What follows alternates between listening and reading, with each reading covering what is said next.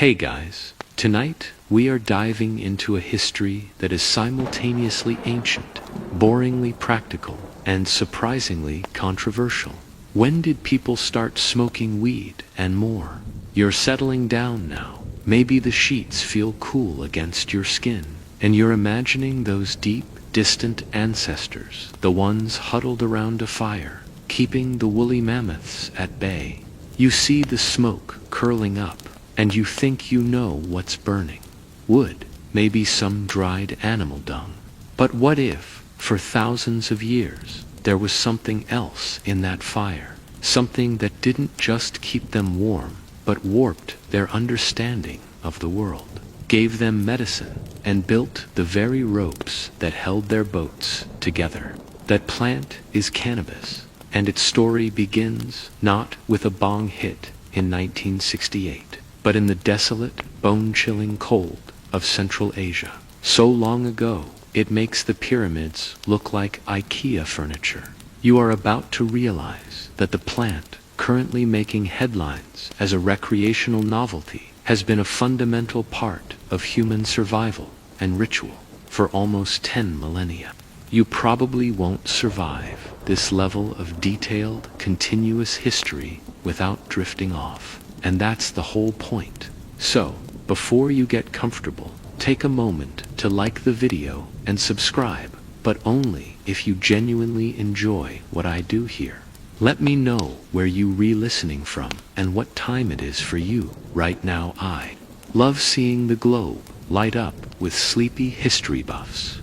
Now, dim the lights, maybe turn on a fan for that soft background hum, and let's ease into tonight's journey together. Our destination tonight is Siberia, a place so cold it makes your fridge feel like a tropical resort. We're not talking about recent history. You're being transported back to the 5th century BCE, maybe even earlier, placing you right among the nomadic people known as the Scythians. These weren't city builders. They were fierce, horse-riding warriors who mastered the Eurasian steppes. And they buried their dead, the ones important enough anyway, in vast, frozen tombs called kurgans. Now, you're standing in one of these excavated kurgans, maybe the famous Pizarric burial, the ice preserving everything like a prehistoric deep freeze. And you're not looking at gold or weapons. You're looking at what the Scythians deemed necessary for the afterlife. Tucked in alongside the warrior, the fine textiles, and the frozen horse, which, let's be honest, is a pretty cool inclusion for a burial. You find a small tripod, a few firestones, and a bundle of something that looks like seeds and charred plant matter. This, my friend, is your first concrete archaeological proof of people deliberately inhaling cannabis smoke. The Greek historian Herodotus, writing around this time, actually described this ritual, and this is your mainstream historical fact.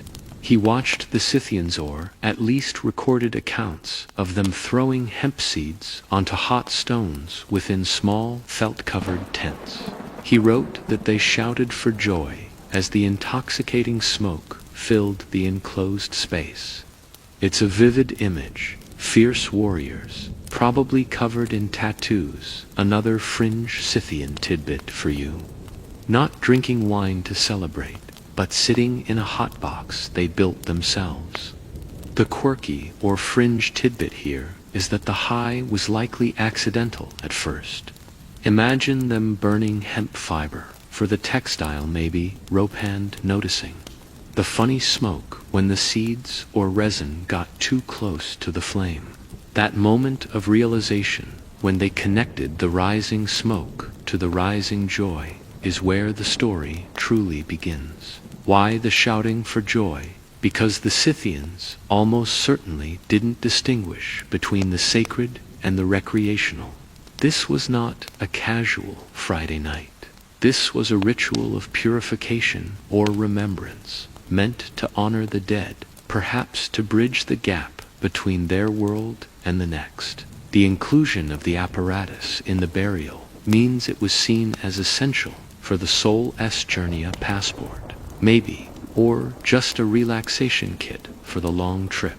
However, historians still argue whether the Scythians used cannabis primarily for spiritual communication, or if the primary purpose of the smoke was simply practical, like an early form of pest control, and the intoxication was just a happy side effect they eventually incorporated into ritual.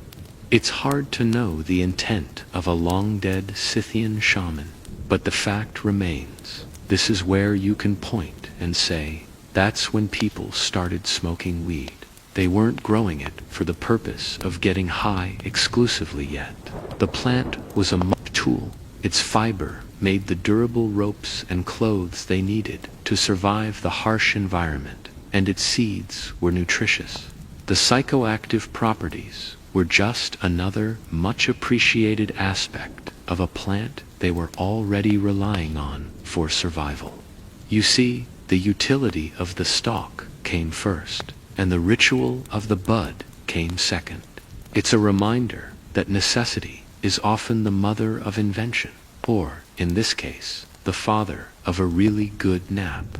Now, as the Siberian cold begins to feel too real, we're going to quickly shift far to the east, following the gentle current of the plant's other uses, away from the warrior's fire and toward the emperor's pharmacy. As the Siberian wind dies down and you feel the chill lifting, you are now transported effortlessly eastward and southward. You land gently in ancient China, a civilization far more organized and meticulous than the nomadic Scythians. The year is much earlier here, placing us closer to 2700 BCE. While the Scythians were lighting up in their tents, the Chinese were systematically cultivating the plant, calling it Ma, but they weren't initially focused on those shouting for joy properties. They were focused on its unparalleled practicality. This plant, Ma, was a massive engine for early Chinese civilization. You see fields stretching out before you, dense with tall stalks. You realize these stalks are being harvested not for intoxication, but for making the strongest, most durable rope and cloth in the known world. This mainstream historical fact is often overlooked. The plant's fiber, hemp, was a crucial textile in early China, often overshadowing silk for sheer practicality and ubiquity among the common people. You watch an artisan carefully separating the fiber's long, tough strands that will soon become everything from fishing nets to the paper the first bureaucrats used for their records. In fact, the very word for hemp, ma in Chinese, is often used as a building block in characters denoting various degrees of wealth, industry, or even just general usefulness. The connection between the plant and productivity is deeply ingrained in the language itself. But what about the seeds? They weren't wasted. You see villagers grinding them up to make porridge or pressing them for oil, a nutritious source of food that sustained populations. The early Chinese understood the holistic utility of this plant fiber from the stalk, food from the seed, and medicine from the leaf and flower. Ah, yes, the medicine. Your attention shifts to the elegant, ordered world of the imperial court, specifically to the legendary figure of Emperor Shennong, the mythical divine farmer, who is credited with penning, or at least compiling the knowledge within the Pen Sao Ching, an early pharmacopoeia. This is where your cannabis story pivots from practical survival to sophisticated medicine. Around 2700 BCE, according to tradition, Shennong classified Ma as one of the 50 fundamental herbs. You read the scrolls, the plant, or parts of it, were prescribed for an astonishing array of ailments, for menstrual pains, malaria, rheumatism, and perhaps most famously as a mild anesthetic for surgery. Imagine being an early Chinese physician, holding the dried leaf. You're not thinking about Scythian joy. You're thinking about balancing the patient's yin and yang. The psychoactive properties were acknowledged, of course, but often framed through the lens of spiritual cultivation. The quirky or fringe tidbit from this period is the Taoist use of cannabis incense. Certain Taoist priests, seeking to commune with higher beings and extend their physical lifespan, would burn cannabis flowers with ginseng and other herbs in censers. They weren't just getting high, they were attempting to achieve fei, a kind of meditative or spiritual flight. The goal was ecstatic vision, not just relaxation. They truly believed the aroma could transport their soul to the heavens. This is where the ancient debate begins, a thread that will run through the next several thousand years of history. Historians still argue whether the Chinese medical community fully embraced the psychoactive nature of the plant, or if they tried to isolate and utilize its non-intoxicating properties like its pain relief effects, while downplaying the mind-altering element to maintain order in their rigidly Confucian society. It seems the spiritualists liked the fuzziness for their communion, while the medical doctors saw the plant as a tool to numb the pain of a broken bone. The practical use was celebrated. The consciousness-altering use was tolerated, especially when it was wrapped up in an official spiritual practice. So, you see, the Ma of China was a dual-use plant, the backbone of industry and textiles, and a quiet tool in the doctor's kit. It was essential, but it was also controlled.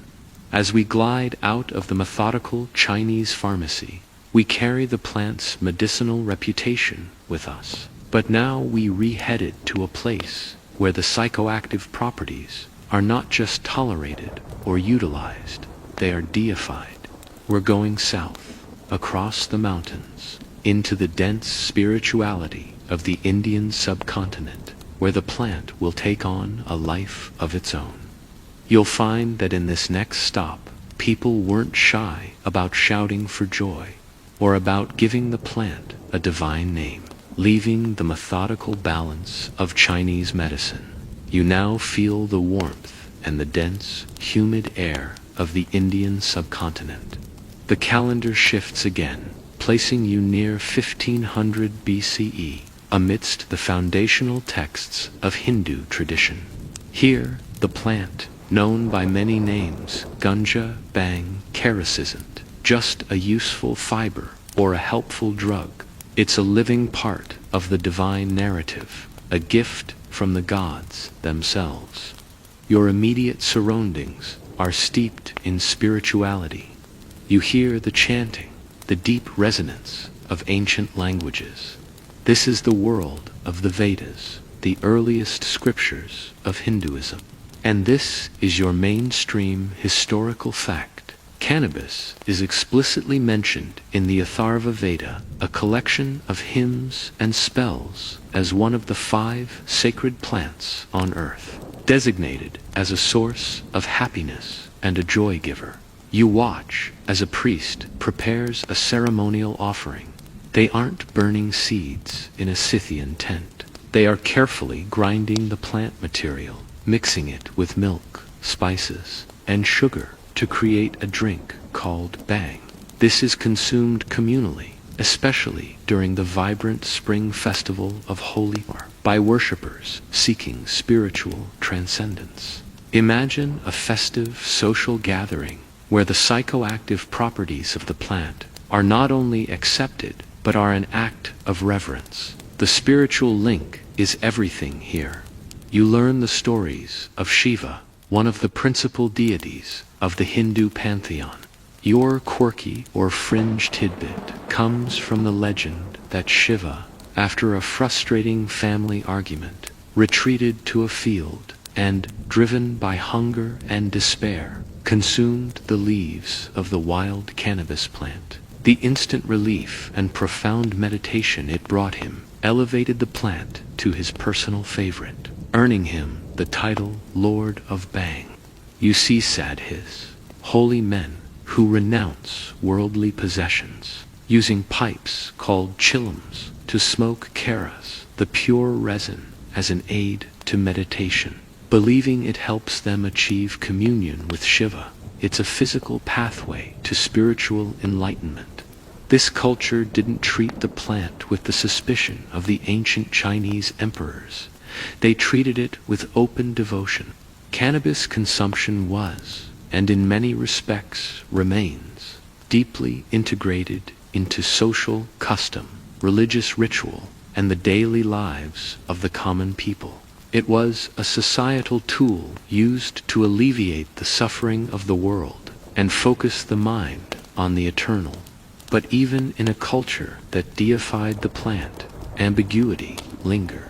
Historians still argue whether the widespread acceptance of Bang and Ganja served to genuinely advance spiritual practice, or if its consumption was tolerated primarily as a form of social release and mild rebellion against the stricter caste-based religious disciplines.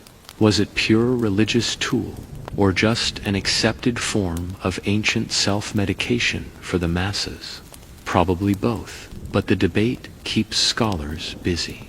The key takeaway from the Indian subcontinent is the normalization of the intoxicating effects. While the Scythians used it for a death ritual and the Chinese for pain, the Indians openly embraced it for life's celebrations and spiritual journeying. You see the distinction. In India, the plant's capacity to alter consciousness became its defining, celebrated feature. The wind now begins to pick up, carrying the scents of spices and milk from the Indian subcontinent, and it will push us westward again.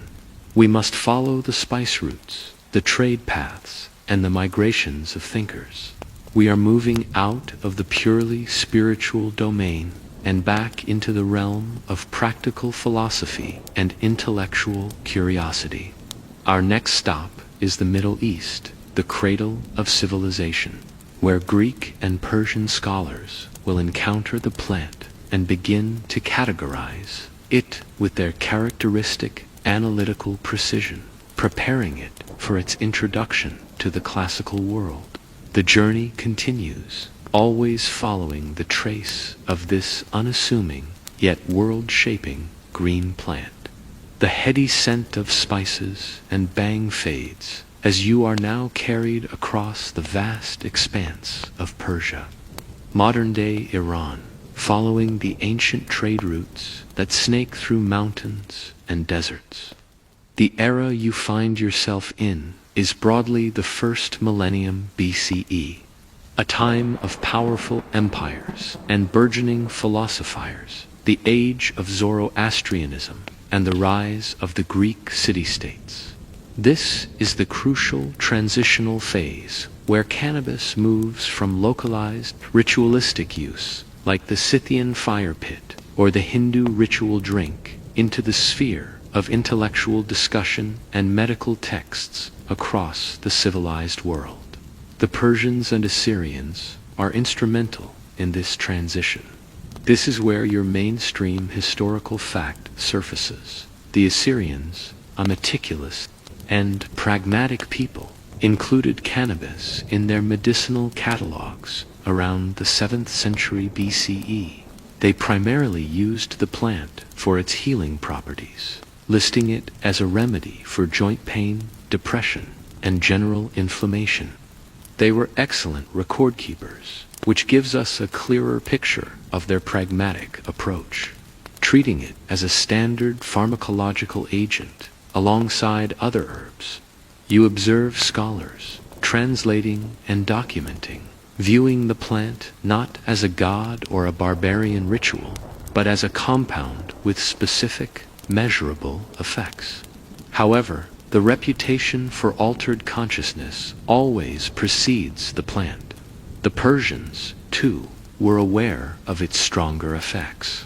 Your quirky or fringe tidbit comes from the Zoroastrian tradition, while their main religious text, the Avesta, doesn't explicitly mention cannabis. Many secondary Zoroastrian texts and oral traditions refer to a sacred, intoxicating drink called halma, which some scholars theorize may have contained cannabis, or at least other psychoactive ingredients, alongside This suggests that even here, among the highly organized, monotheistic Persians, the tradition of using the plant to achieve a higher state of consciousness, a glimpse of the divine persisted, perhaps inherited from the very Scythians we met in Section 1 from Persia. The path leads directly to the inquisitive minds of the Hellenistic world. You stand in a Greek marketplace, perhaps Alexandria, and watch traders haggle over bundles of hemp, most of it intended for making rope for the booming naval fleets. The Greeks, known for their relentless questioning of the natural world, documented everything. Physicians like Dioscorides, a 1st century CE Greek pharmacologist, catalogued the plant extensively in his seminal work De Materia Medica. He noted the utility of the fibers for ropes and the seeds for various food preparations. Crucially, he also described how the juice of the plant could be used to treat earache and suppress sexual desire, illustrating a medicinal understanding that focused on tangible physical effects. Yet a debate remains. Historians still argue whether the classical Greek and Roman societies, which preferred the social intoxication of wine, actively avoided or simply misunderstood the full psychoactive potential of the cannabis plant. Did their doctors intentionally focus on its milder medicinal uses to avoid the chaotic, un-Greek effects of altered consciousness? Or did the varieties available to them simply have a lower concentration of active compounds than the strains used by the Scythians or Indians? It is a subtle but important question about cultural preference versus biological availability. Regardless, by the time the Roman Empire takes hold, you see the plant's ultimate functional role cemented. The Romans grew vast fields of hemp to supply their navy with the strongest rope and sails possible. To them, cannabis was infrastructural. Its potential to get you high was a distant, perhaps even barbarian, side note. The plant had traveled from Scythian spiritual fire to Indian divine offering, and finally landed in the Roman Empire as a necessary agricultural commodity. But the story doesn't stop here, especially not the intoxicating part. We are heading now into a new, vibrant, cultural age, the Islamic Golden Age, where the plant, particularly its potent resin, will find a new name, a new controversy, and a new generation of philosophical and artistic users. The rope maker's crop is about to meet the Sufi mystic. You drift westward again, leaving the pragmatic Roman world behind, and enter a new cultural zenith, the Islamic Golden Age, roughly spanning the 8th to the 13th centuries CE.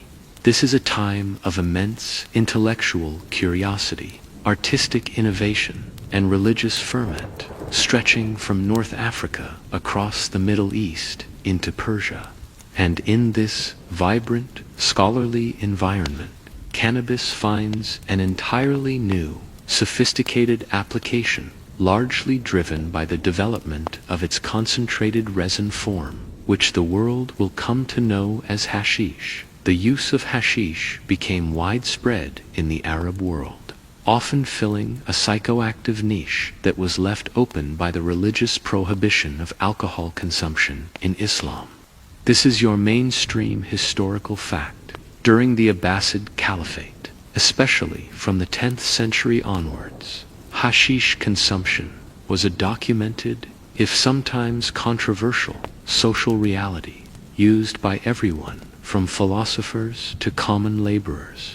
You see poets gathering in quiet courtyards, sharing small portions of the sticky resin, seeking inspiration for their verses, engaging in deep philosophical debates, and simply enjoying a mild escape from the day-to-day strictures of urban life.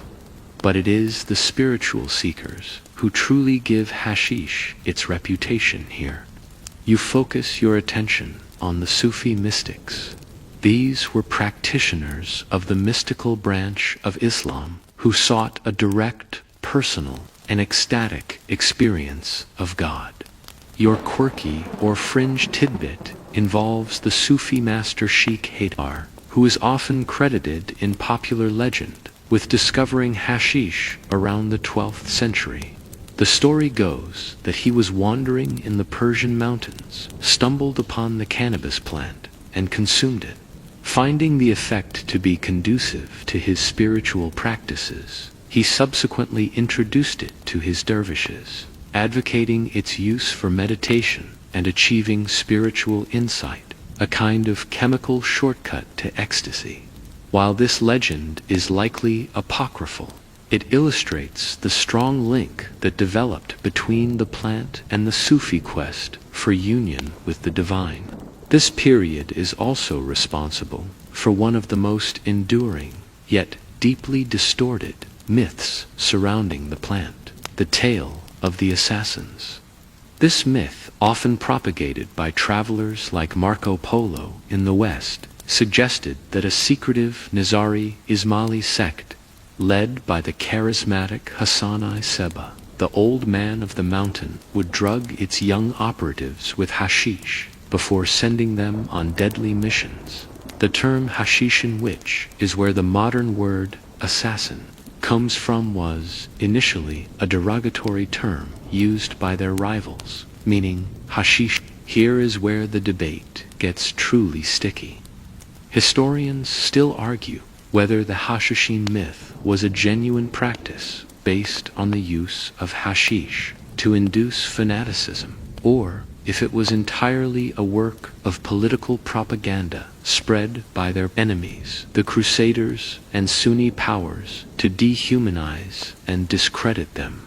Most modern scholars lean toward the propaganda theory, noting that hashish, being a relatively mild intoxicant, is a poor choice for creating ruthless, focused killers.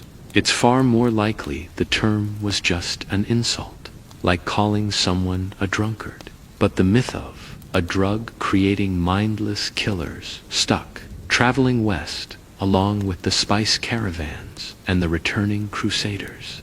So, as the Islamic Golden Age begins to wane, cannabis has two reputations: the high-minded philosophical aid and the terrifying tool of shadowy assassins. It's been given a new, powerful name, hashish, and it has found a home among poets and mystics. Now, it must make the final, crucial jump into Europe, a continent that is still mired in its medieval period, relying on the fiber for its ships, but largely ignorant of the intoxicating resin. The plant is about to become a cultural split personality, essential industry for the North, and frightening drug for the South. Leaving the intellectual salons of the Islamic world, you now traverse the Mediterranean and find yourself firmly planted in medieval Europe, a world where life is dictated by the feudal system and the rhythm of the harvest. The time is roughly the 12th to 15th centuries. Here, the sophisticated distinction between hemp, the fiber, and hashish, the resin, becomes starkly apparent. Europe desperately needed the plant, but only for the boring, practical reasons. This is your mainstream historical fact. Throughout the medieval period, hemp was one of the most vital agricultural commodities in Europe, essential for maritime power. You see peasants in England, France, and the Low Countries meticulously tending fields of tall, green stalks. Why? Because the sailing ships, the very vessels that would eventually enable the age of exploration depended entirely on hemp. Every sail, every rope, every piece of rigging that held the mast in place was woven from this durable, water-resistant fiber. Without hemp, naval power was impossible. So, while the Middle East was using the plant for spiritual insight, Europe was using it to stay afloat. The irony is thick. This foundational agricultural staple, so crucial to infrastructure, was largely separated in the European mind from its psychoactive properties. The knowledge of hashish, that potent resin we discussed in the last section, was only dimly understood, filtering in through returning crusaders, merchants, and the frightening fables of the assassins. The European varieties of the plant also tended to be lower in the intoxicating compounds, naturally favoring fiber production, which further cemented the divide.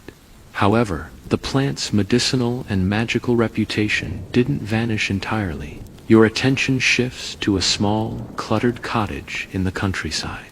This is the domain of the village-wise woman, or perhaps the local herbalist who is applying ancient folk knowledge. Your quirky or fringe tidbit comes from this rural tradition in some parts of Europe. Hemp seeds and leaves found their way into various folk magic practices and remedies. They were used in poultices for sores, or brewed into mild teas to aid difficult labor. Sometimes they were even tossed into fires as a form of divination, or, more chillingly, included in the preparation of so-called flying ointments. These were concoctions that were rumored to be rubbed on the skin by witches, supposedly to help them fly to their nefarious meetings. The reality, of course, is that the herbal ingredients, including cannabis, may have induced intense psychoactive experiences, making the user think they were flying. But this use was always peripheral, shrouded in suspicion, and easily condemned by the powerful institutions of the time. The Church, in its unwavering opposition to anything that smacked of paganism or unholy ecstasy, viewed any intoxicating plant, especially one used by folk healers and associated with foreign assassins, with deep moral suspicion. This leads us to the crucial cultural debate of the period. Historians still argue whether the relative lack of recreational cannabis use in medieval Europe was due to genuine cultural rejection, a preference for beer or wine which were integrated into Christian ritual, or if it was simply a function of climate and availability. The European strains simply weren't potent enough to warrant being cultivated specifically for psychoactive use, and importing the strong hashish was too expensive and risky. It's a chicken-and-legged question of potency versus morality. The moral panic was certainly real, fueled by those lurid tales of the hashishin and the Church's condemnation of anything that bypassed authorized means of worship. So, in Europe, you have this cultural contradiction. The plant is essential, a pillar of the economy, but its mind-altering essence is cast as demonic, associated with foreign intrigue and local witchcraft. It is a plant of God for its usefulness, and the devil for its potential to deceive the mind. As the great ships of the burgeoning colonial powers are built with hemp rigging, the European view of the plant is about to travel across the oceans. The utility will go first as a cash crop for a new empire, and the controversial reputation will be stowed away, ready to resurface much, much later. We are sailing across the Atlantic, carrying our humble, world-changing plant to the New World. Leaving the fog-shrouded fields of medieval Europe, you embark on a rough, sea-tossed journey westward. The time is now the 17th century, and you land on the eastern shores of North America. You are here to witness the founding of the American colonies, where the cannabis plant arrives not as a mystical herb, but as a critical piece of the colonial economy, pure utilitarian cash crop. This is your mainstream historical fact. In the early days of the colonies, growing hemp was not just encouraged, it was often required by law. States like Virginia and Massachusetts passed legislation compelling farmers to cultivate hemp for the production of rope. Sales. Canvas. The word canvas itself likely derives from cannabis and sturdy clothing. You see settlers carving out farms from the wilderness, and right next to the corn and tobacco, they are planting this familiar, towering green stalk. The demand was immense, driven by the needs of the burgeoning navies and merchant fleets of Europe and the new settlements. George Washington, Thomas Jefferson, and other founding figures all grew hemp on their plantations. To them, it was simply fiber and seed, necessity of survival, not a tool for consciousness alteration. The psychoactive aspect of the plant remained almost entirely dormant in the colonial consciousness. While the plant was genetically capable of producing potent flowers, the colonial methods of farming and processing focused solely on maximizing the long, strong fibers of the stalk meant that the intoxicating part of the plant was usually just discarded or ignored. The New World colonies were too busy building a society to pay much attention to the subtle joys of the ancient Scythians. However, the plant's global presence meant that its full potential was only a matter of geography.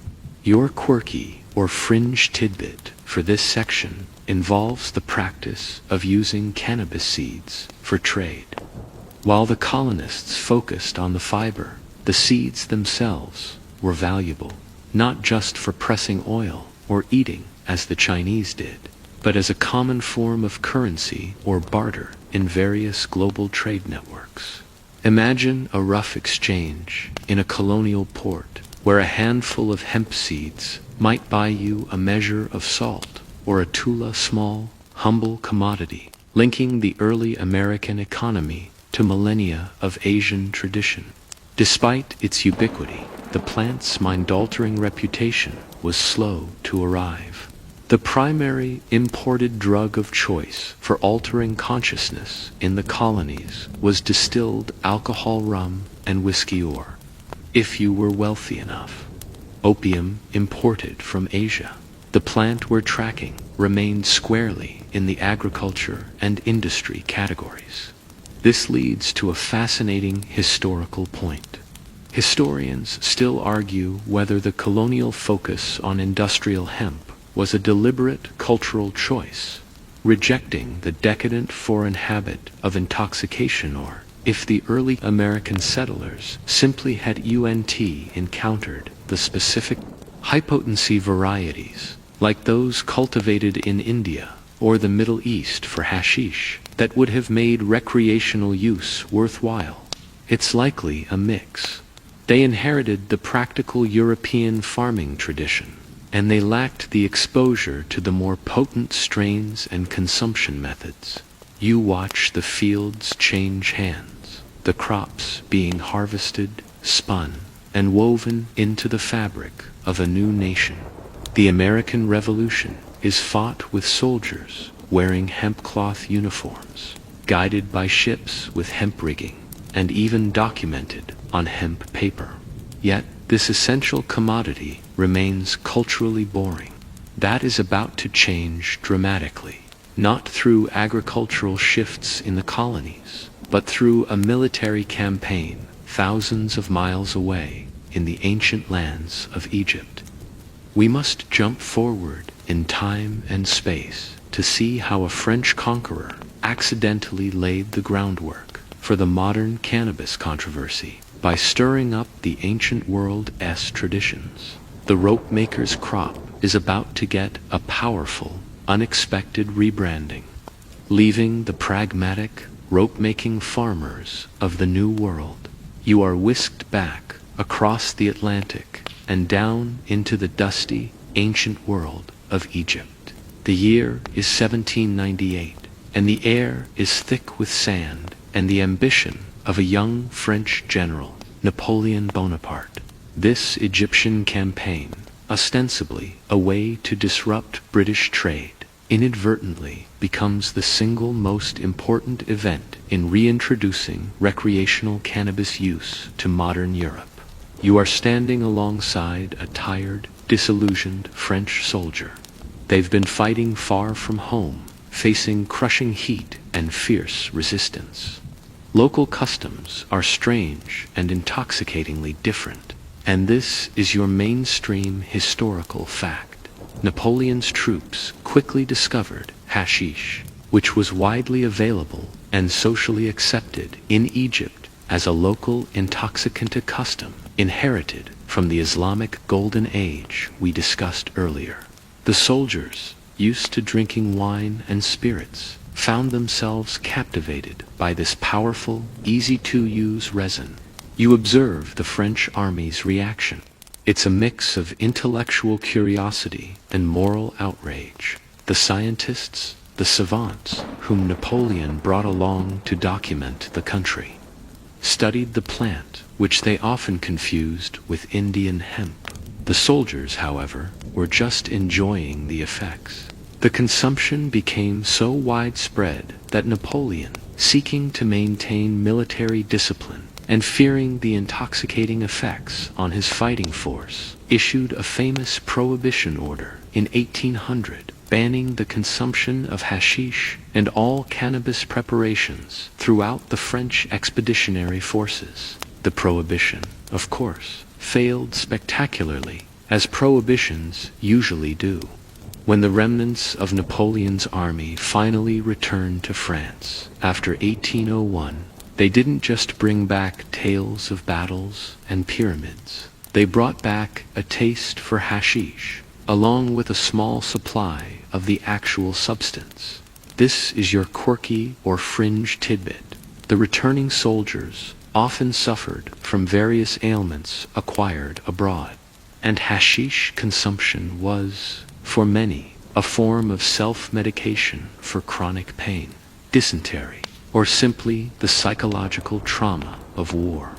The veteran, high on a powerful Egyptian extract, became the first modern case of a recreational cannabis user in Europe. This reintroduction quickly captured the imagination of the French artistic and intellectual elite. You watch the rise of figures like Théophile Gautier, a writer who, along with others like Charles Baudelaire and Honoré de Balzac, formed the Club des Hachishins, the Hashish Eaters Club, in Paris in the 1840s. These were not soldiers seeking pain relief. These were romantic artists seeking inspiration, believing that hashish could unlock new vistas of consciousness and creativity. This reframed the plant's reputation from a soldier's escape to an intellectual's kia, direct callback to the Sufi mystics of the Middle East. However, the moral judgment was never far behind. Historians still argue whether the popularization of hashish in 19th century France was a genuine cultural and artistic movement, or if it was primarily a form of exotic, theatrical performance, a deliberate provocation of bourgeois norms by the Parisian bohemians. It was certainly documented with sensationalist flair, emphasizing the foreign, frightening aspect that the assassin's myth had given it. The most important takeaway is this: Napoleon's campaign broke the wall that medieval Europe had erected between the practical hemp fiber and the intoxicating resin.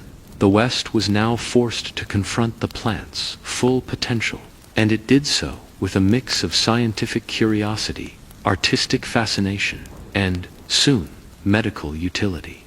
The stage is set for the plant's triumphant, yet fleeting, entry into the formal medicine cabinets of the 19th century.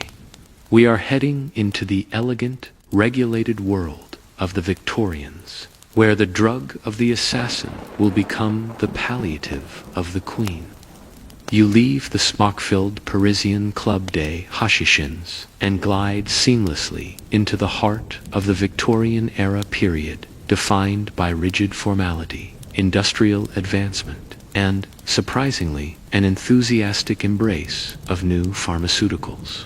The time is the mid-19th century, and cannabis, specifically in the form of potent extracts and tinctures, has now found its way into the legitimate pharmacies of both Europe and America. This resurgence is driven not by bohemian artists, but by clinical science.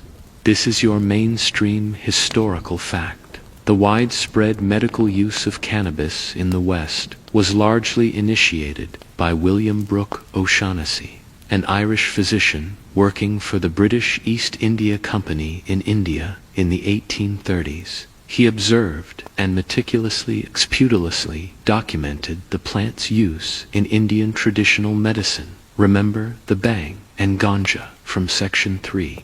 He experimented with tinctures extracts of the plant dissolved in alcohol to treat an astonishing range of conditions, including tetanus, rabies, and muscular spasms, with notable success. He brought his research and his tinctures with him. You are now standing in a Victorian apothecary shop. The shelves are lined with ornate bottles. You see cannabis indica tincture advertised as a remedy for migraines, insomnia, and nervous disorders. The plant has been entirely sanitized, packaged, and labeled. It is no longer the frightening drug of the assassin or the warrior's ritual. It is a respectable, if exotic, medicine. The widespread acceptance led to the most famous, if somewhat apocryphal, of all cannabis anecdotes. This is your quirky or fringe tidbit. Queen Victoria is often rumored to have been prescribed cannabis by her personal physician, Sir John Russell Reynolds, to alleviate her severe menstrual cramps. While Reynolds certainly advocated for its use for this very purpose, and wrote extensively on its effectiveness in treating painful spasms, solid evidence that the Queen herself consumed it remains elusive. Yet, the story persists, symbolizing the peak of the plant's acceptance. If it was good enough for the Queen of the largest empire on earth, it was respectable. The extract, often administered sublingually under the tongue, became the pain reliever of choice for many, even competing with opium for a time, especially because it lacked opium's heavy constipating side effects. Physicians appreciated its effectiveness as a muscle relaxant and analgesic. However, a serious practical issue began to plague its medical use, which eventually contributed to its decline. Historians still argue whether the ultimate failure of cannabis to fully integrate into modern Western medicine in this period was due to its inherent pharmacological issues or due to the rise of synthetic, easier-to-dose drugs. The problem was dosage consistency. Because the tinctures were made from natural plants, the potency varied wildly from batch to batch, making it impossible for a doctor to reliably know how much psychoactive effect they were prescribing. When the pure, synthesized, and perfectly measurable painkiller, aspirin, arrived on the scene in the late 1890s, the unreliable botanical tincture was quickly abandoned by mainstream medicine. The plant was slipping out of the respectable pharmacy, but it wasn't disappearing entirely. As the 19th century gave way to the 20th, the plant would change its name again, travel from the tropics to the United States via a new, less predictable route, and shed its sophisticated European medical reputation for a far more dangerous, politically charged one. The elegant tincture of the Victorian age is about to become the scary marijuana of the Jazz Age. As the Victorian apothecary shutters its doors on the unreliable tinctures, you are swept forward into the vibrant, tumultuous era of the 1920s and 1930s in America. This is the Jazz Age, a time of speakeasies, cultural shifts, and intense social anxieties, particularly concerning immigration and minority cultures. The cannabis plant, having been dismissed by Western medicine, re-enters American public consciousness, but under a new, foreign, and fear-inducing name, marijuana. This is your mainstream historical fact. The term marijuana was adopted in the United States largely due to waves of immigration from Mexico, particularly following the Mexican Revolution. The plant had a long-established history of use in Mexico, often consumed recreationally, sometimes smoked in cigarettes. As these immigrants settled in the American Southwest and then spread across the country, particularly into urban centers, they brought their habits and their Spanish term for the plant with them. For the first time, large segments of the American public began consuming the plant by smoking the dried flowers, not drinking a medicinal tincture. You find yourself in a bustling, often segregated, urban environment, perhaps a juke joint in New Orleans or a smoky apartment in Harlem. This is where the plant finds its new cultural home, primarily among marginalized communities and the burgeoning countercultural scenes, especially in the world of early jazz music. Your quirky or fringe tidbit comes from this cultural nexus in jazz circles. Cannabis was sometimes affectionately called gauge muggles, or tea. Musicians and artists found that it enhanced their improvisational abilities and rhythmic awareness, and it became strongly associated with the free, boundary-pushing spirit of the time. The use of tea became a discreet insider practice in the nascent counterculture.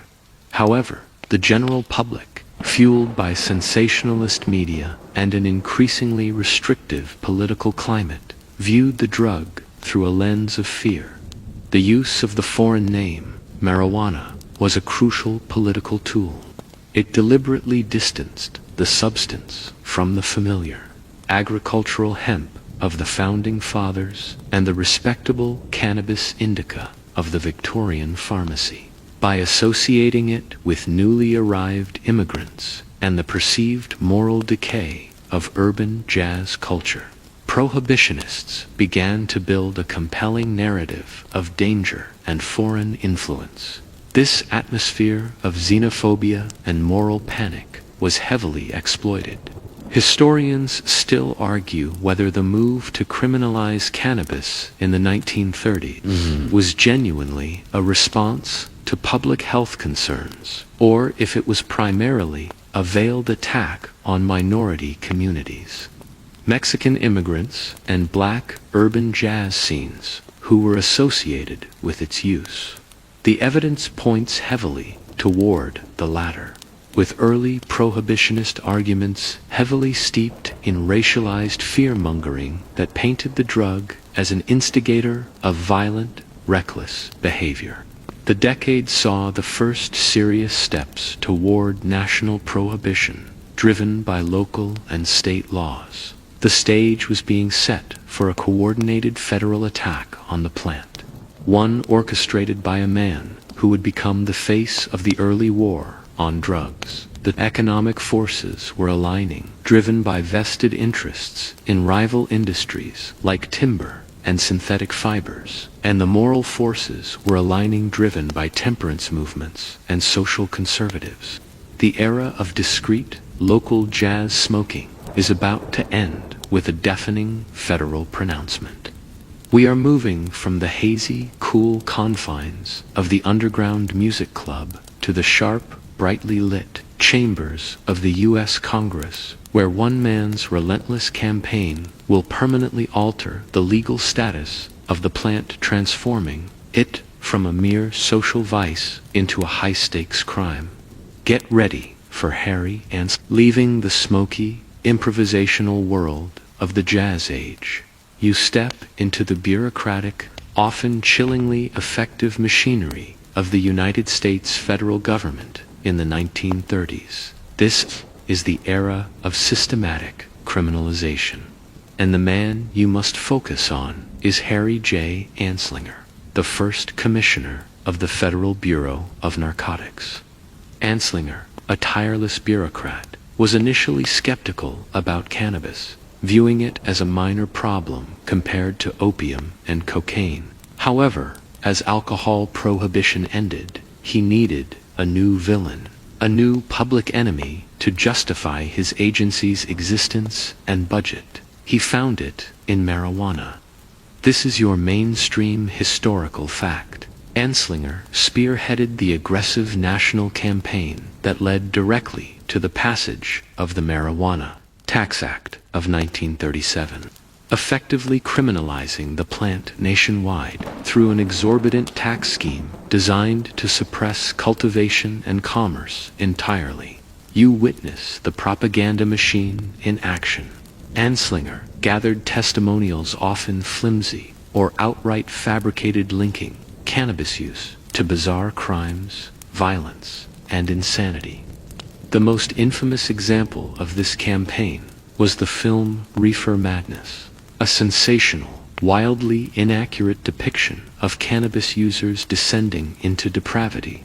Your quirky or fringe tidbit involves Anslinger's infamous gore file, a collection of lurid newspaper clippings and anecdotes he compiled and repeatedly cited, supposedly proving that the drug caused users to commit heinous, often sexual, crimes. This file was long on horror and short on facts, but it was incredibly effective at manipulating public opinion. The campaign wasn't just driven by a zealous bureaucrat. It was fueled by powerful economic interests. Historians still argue whether the driving force behind the Tax Act was Anslinger's personal anti-drug crusade or the lobbying power of industrialists like William Randolph Hearst, whose timber interests competed with hemp paper, and DuPont, which was heavily invested in synthetic fibers like nylon, a direct rival to natural hemp rope. The timing certainly suggests that a coalition of financial and moral interests successfully suppressed a natural commodity that threatened their bottom lines, using racist and xenophobic rhetoric as their primary weapon. The hearings leading up to the 1937 Act were a farce. When the American Medical Association, AMA, attempted to testify against the tax, arguing that cannabis was a legitimate medicine, and that physicians had even been consulted, Anslinger and his allies summarily dismissed them.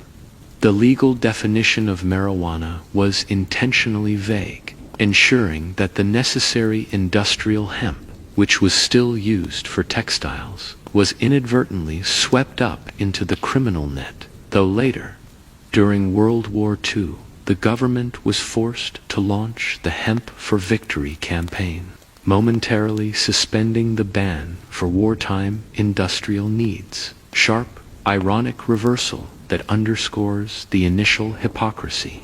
The outcome was a profound cultural shift. The plant of the Scythian ritual, the Chinese medicine cabinet, and the colonial farmer was now officially designated a dangerous narcotic, marking the beginning of the federal government's enduring legal war against it. The criminalization of marijuana was less about the drug itself and more about who was using it and who stood to profit from its prohibition. As the U.S. enters World War II, the seeds of prohibition have been sown. The next cultural collision will occur a few decades later, when an entire generation uses the once respectable medicine as a symbol of their rebellion against the very society that deemed it illegal. We're moving from the sober, fearful 1930s to the psychedelic, rebellious 1960s. You move quickly past the austerity of the post-war years and plunge directly into the cultural explosion of the 1960s and 1970s. This is a time of civil rights movements, anti-war protests, and profound social revaluation. The cannabis plant having been successfully cast as a dangerous drug by the government, is now embraced by the counterculture precisely because it was illegal. It morphed from a bureaucratic scare tactic into a potent symbol of rebellion. This is your mainstream historical fact. The 1960s saw a massive demographic shift in cannabis consumption, moving from marginalized communities to middle-class, often college-educated, white youth. The illegality of the plant became a rite of passage, a subtle act of resistance against the perceived stifling conformity and hypocrisy of their parents, generation, and the establishment that was waging the Vietnam War. You see university dorm rooms and crowded concerts where the smoke is rising, a clear message of dissent carried on the wind. The association of cannabis with the Vietnam War is particularly acute. For many young Americans, the war represented everything wrong with the government. It was senseless, deadly, and morally corrupt. In contrast, cannabis was promoted as a peaceful, consciousness-expanding alternative to the alcohol that fueled the straight world, and the chemical warfare being waged abroad. Your quirky or fringe tidbit comes from the slang of the troops. GIs fighting in Vietnam often encountered potent Southeast Asian cannabis strains and would refer to it as joy smoke or Thai stick. Ironically, many soldiers fighting a war ostensibly for freedom were using an illegal substance to cope with the horrors of the conflict, a poignant echo of Napoleon's troops in Egypt 2 centuries earlier. The cultural image of the cannabis user shifted overnight from the violent maniac depicted in Reefer Madness to the peaceful, tight-clad hippie advocating for love and peace. This dramatic rebranding caused massive societal friction, as conservative politicians and parents saw the drug as undermining everything they valued: patriotism, hard work, and traditional morality. The escalating use prompted a serious debate within the government itself. Historians still argue whether President Nixon's government genuinely considered decriminalization, or if the research panel they commissioned was simply a political move to appease the public while secretly doubling down on punitive enforcement. The evidence is complex. The Schaefer Commission, formerly the National Commission on Marijuana and Drug Abuse, appointed by Nixon, actually concluded in 1972 that personal possession of cannabis should be decriminalized, citing that it did not pose a serious public threat. Nixon, however, ignored the report entirely, stating, "I am against legalizing marijuana," and instead accelerated the official declaration of the war on drugs.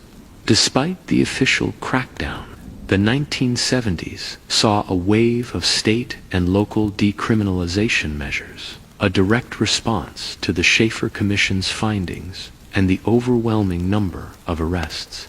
11 states softened their laws during this decade.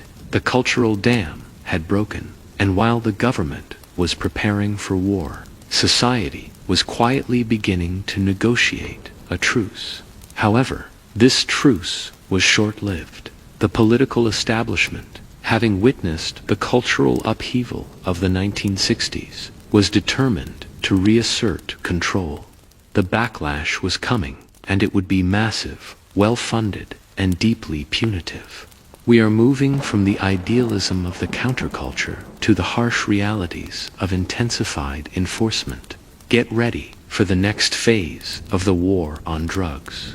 As the idealism of the 1960s fades, you feel the atmosphere shift abruptly, moving into the stern, uncompromising political landscape of the late 1970s through the early 1990s. The brief period of experimentation, cultural exploration, and state-level decriminalization, which saw states like Oregon reduce penalties to the level of a traffic ticket, came to a screeching halt.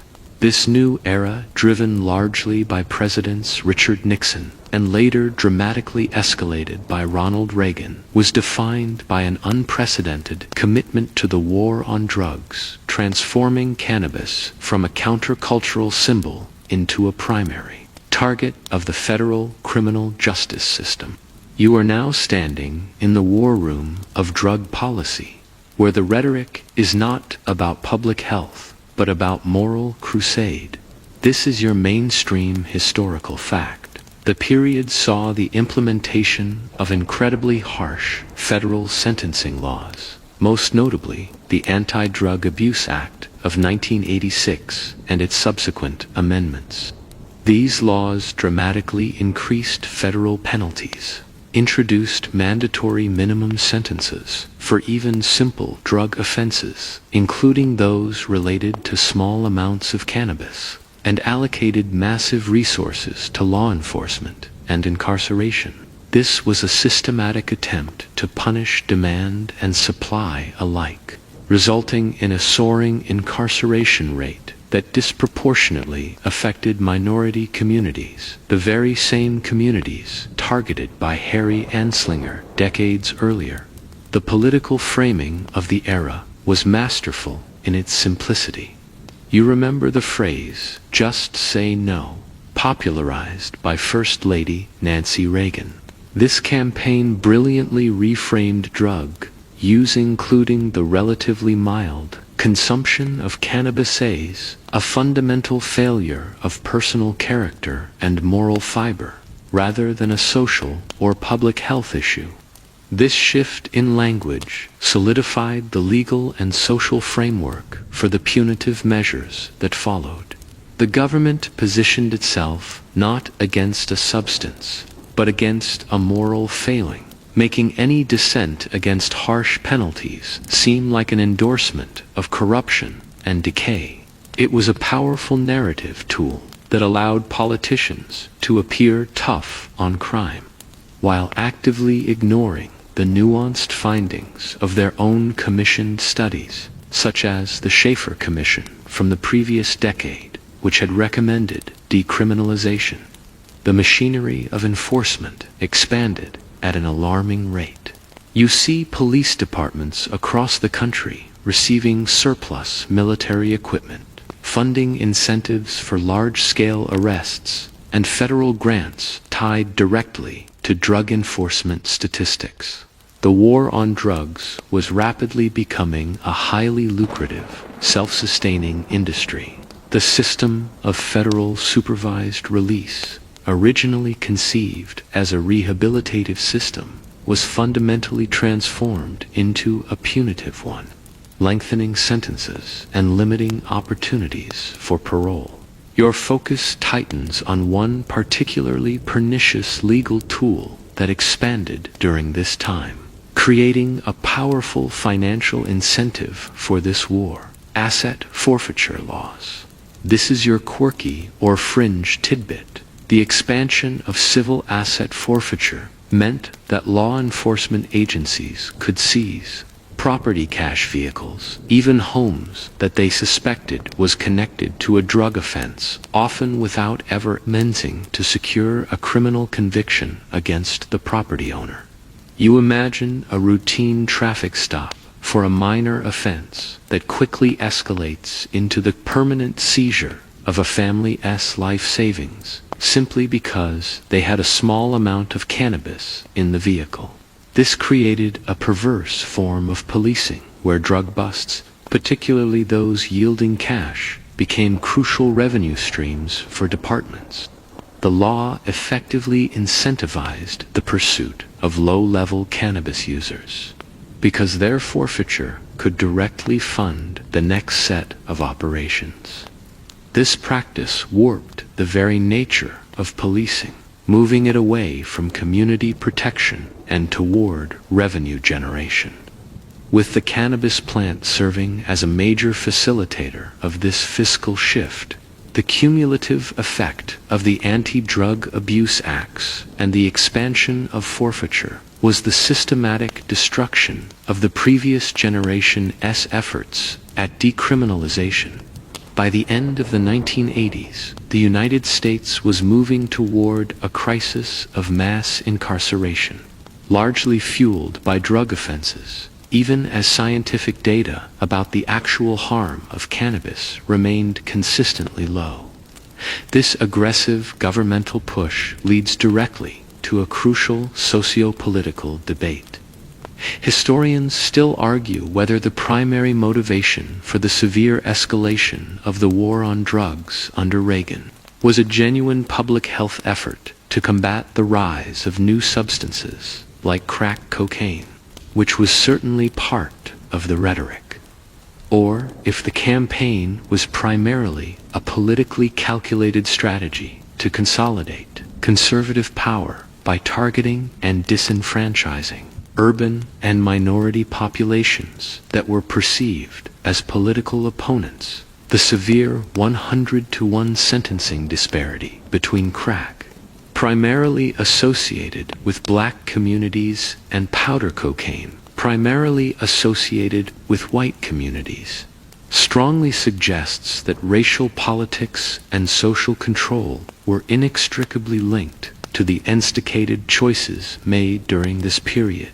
Yet, even as the legal walls were closing in and the political rhetoric hardened, a quiet, desperate, and morally compelling movement was beginning to challenge prohibition from an entirely new, unassailable angle: medical necessity. The government's war was about to be met by a crisis of human suffering. The stage is set for a pivotal moment where state-level legislation will directly contradict federal law, marking the beginning of the slow, inevitable reversal of Anslinger's and Reagan's legacies. We move from the political severity of Washington, D.C. to the urgent patient advocacy centers of the West Coast. You transition from the high-stakes, punitive atmosphere of the federal war on drugs and arrive in the quieter yet fiercely determined world of patient advocacy in the 1990s. The setting is primarily the state of California, historical birthplace of American counterculture and social reform, where the issue of cannabis is no longer about rebellion or crime, but about medical compassion. This is the pivotal moment when the moral authority of the prohibitionists finally began to crack under the weight of undeniable human suffering, initiating the slow, inevitable reversal of decades of criminalization. You are witnessing a profound humanitarian crisis, the AIDS epidemic. The images are stark individuals struggling with debilitating wasting syndrome, severe weight loss, chronic pain, and the relentless, violent nausea caused by powerful antiretroviral medications. These were not the hippies or criminals targeted by the Just Say No campaign. These were terminally ill, desperate patients whose quality of life, and often survival, hinged on finding relief. And they found that relief, as ancient cultures had, in the cannabis plant, which acted as a powerful appetite stimulant and anti-nausea agent. You see these activists and patients organizing, demanding the government recognize their basic right to self-medicate, forcing the plant's medical history, stretching back to ancient China and Victorian England, back onto the political table. This moral force crystallized into definitive action. This is your mainstream historical fact. In 1996, California voters approved Proposition 215, the Compassionate Use Act, making it the first state in the United States to legalize cannabis for medical use, directly contradicting federal law. This audacious move created a legal defense for patients and their primary caregivers to possess and cultivate the plant. The subsequent years saw states like Oregon, Washington, and others rapidly follow suit. You observe activists like Dennis Perron and other primary caregivers openly distributing the plant, often in direct defiance of federal agents, forcing a confrontation between state sovereignty and federal authority. The legal argument was simple but potent. The state was asserting the right of its citizens to be free from suffering, even if it meant violating the strict federal scheduling of the substance. The moral argument was overwhelming. The sight of elderly glaucoma patients and cancer sufferers finding relief effectively neutralized decades of government propaganda that painted cannabis users as dangerous social deviants. The plant, which had been cast aside by Victorian medicine primarily due to inconsistent dosage, remember Dr. O'Shaughnessy, and the lack of standardization from Section 9, was now recognized again as a legitimate, necessary palliative. This medical imperative served as the essential Trojan horse that allowed the plant back into mainstream acceptance, giving it a respectable, compassionate cloak that was difficult for prohibitionists to pierce. However, this period was characterized by a fundamental legal conflict. This is your quirky or fringe tidbit. The legalization created a strange legal dilemma known as the state legal, federally legal gap. The federal government, through the Drug Enforcement Administration, DI, insisted that federal law superseded state law, and throughout the late 1990s and 2000s, continued to conduct high-profile raids on state-sanctioned dispensaries and prosecute patients, sometimes citing the very same asset forfeiture laws that had been expanded in the previous decade. You imagine the immense personal risk involved in being a legally compliant caregiver who, at any moment, could face a full federal felony charge. This legal schizophrenia, the tension between local compassion and federal control, was a hallmark of the era, pushing the issue constantly into the national spotlight and eroding public faith in the federal drug war. The conversation rapidly moved beyond the patient's right to use the plant toward a scientific understanding of why it worked. Researchers, often bypassing federal funding hurdles through state-level grants, began to isolate and study cannabinoids, the chemical compounds unique to the plant. This realization that the plant contained multiple therapeutic compounds, not just the intoxicating delta-9 THC, began to move the conversation from getting high to targeted pharmaceutical relief. This focus on compounds like CBD, which offers medical benefits without significant intoxication, further legitimize the plant in the eyes of skeptics. This profound cultural shift leads to a key historical analysis.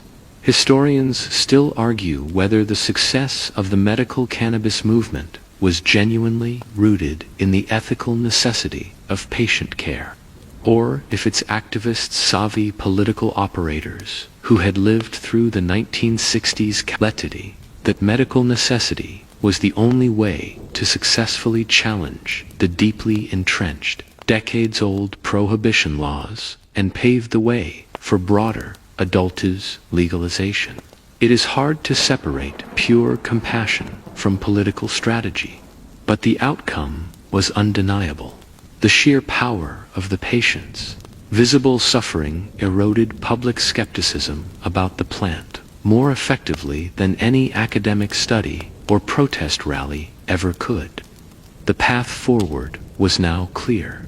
With medical acceptance firmly established in the public mind and the economic potential of a regulated market becoming apparent in early state tax discussions, the logical next step, full adult use legalization, became an increasingly viable political and economic reality. The moral outrage of the 1930s had been neutralized by compassion. Now, the economic argument, the sheer tax revenue potential, is about to close the loop on the 8,000-year history of this persistent plant. We are moving into the final chapter, witnessing the green wave sweep the globe. You are now standing in the present moment, witnessing the final, and perhaps most dramatic, chapter of this ancient plant's story unfold globally, the green wave of legalization. This is the era of complete policy reversal, a triumph over the legacy of Harry Anslinger's 1937 Act, driven not just by compassion, which established the moral foundation in Section 14, but by the undeniable forces of commerce, social justice, and desperately needed tax revenue. This is your mainstream historical fact. In 2012, Colorado and Washington became the first jurisdictions in the modern world to legalize cannabis for recreational adult use, creating meticulously regulated markets for cultivation, distribution, and sale. This was a profound philosophical break from the global drug prohibition framework, proving on a state-by-state basis that a government could regulate the sale of cannabis and generate massive tax income without the catastrophic collapse of society that prohibitionists had always predicted. You observe the long queues outside the first legal dispensaries, clean, professional, and heavily taxed, a symbolic moment, marking the final triumph over decades of criminal policy. The tax revenue generated in the first few years alone was staggering, often earmarked for public goods like school construction and public health initiatives, providing a tangible fiscal argument against the moral objections. The ripple effect of these initial steps was immediate and global. State after state across the U.S., motivated by the commercial success of the early adopters, began to follow suit. Internationally, countries like Canada fully legalized the plant, and many others, from Germany to Mexico, initiated or considered deep decriminalization and regulated legalization models. The cannabis plant, which had once been a pillar of early industrial survival, remember the Roman ropes, has now transformed into a multi-billion-dollar commercial industry, the very scale of which challenges long-standing international drug treaties. However, this commercial success introduces a new set of complex challenges related to equity and logistics. This is your quirky or fringe tidbit, because cannabis remains illegal at the federal level in the United States. Most state-legal cannabis businesses are restricted from using major federal banks and financial institutions. This forces a massive, legitimate, multi-billion-dollar industry to operate almost entirely in cash. You visualize armored trucks moving vast sums of paper money, modern bureaucratic absurdity born directly from the conflict between state legal profits and federal prohibition. This cash-only nature not only creates immense security nightmares for dispensaries, but also makes the industry ripe for money laundering and other illicit activities, underscoring how archaic federal policy continues to undermine state sovereignty and public safety. The political focus of the green wave is constantly shifting to address the injustices of the past. Legalization is now intrinsically linked to social equity. States are wrestling with the difficult task of attempting to automatically erase the criminal records of hundreds of thousands of individuals who were arrested for possession or sales of a substance that is now sold legally by the state. This is an immense bureaucratic undertaking, but it represents the final act of this long, strange journey toward correcting historical injustice. This rapid commercialization and regulatory patchwork leads to a central historical challenge. Historians still argue whether the current trend of corporate cannabis commercialization, often controlled by large, well-funded corporations, is truly a positive step toward social equity, or if it simply replaces the injustices of prohibition, where the black market was controlled by criminal organizations, with a new form of corporate exploitation. The core debate centers on who truly benefits from the newly legal industry: the communities that suffered the most under the war on drugs, or the corporations and wealthy investors who have the capital to navigate the regulatory maze. As you conclude your observation, you see the plant's entire history reflected in the modern landscape. The Scythian ritual is echoed in the social ritual of modern consumption. The Chinese medicinal use is reflected in the sophisticated CBD and cannabinoid market. The colonial focus on fiber is returning in the burgeoning industrial hemp industry, and the economic potential is vastly overshadowing the moral panic of the 1930s. The plant has survived millennia of utility, condemnation, spiritual devotion, and criminalization. It stands today as a symbol of cultural persistence, political transformation, and economic opportunity. The long journey from the frozen steppes to the regulated store shelf is complete. The historical journey is now complete. The tales of ancient warriors and modern CEOs, of scared queens and tireless bureaucrats, all fade into the quiet dark. There is nothing left to explore, nothing left to debate. The sound of my voice now softens, slowing down, settling into a rhythm that encourages your eyes to close and your mind to simply rest. Allow the final images, the vast Siberian steppes, the dusty Egyptian sands, the quiet colonial fields, and the lights of the modern dispensary to dissolve into the space behind your eyelids. Let the tension you may be holding in your shoulders or your jaw gently melt away. You have traversed thousands of years and experienced countless cultural shifts tonight. That work is finished. Now you only have the work of sleep.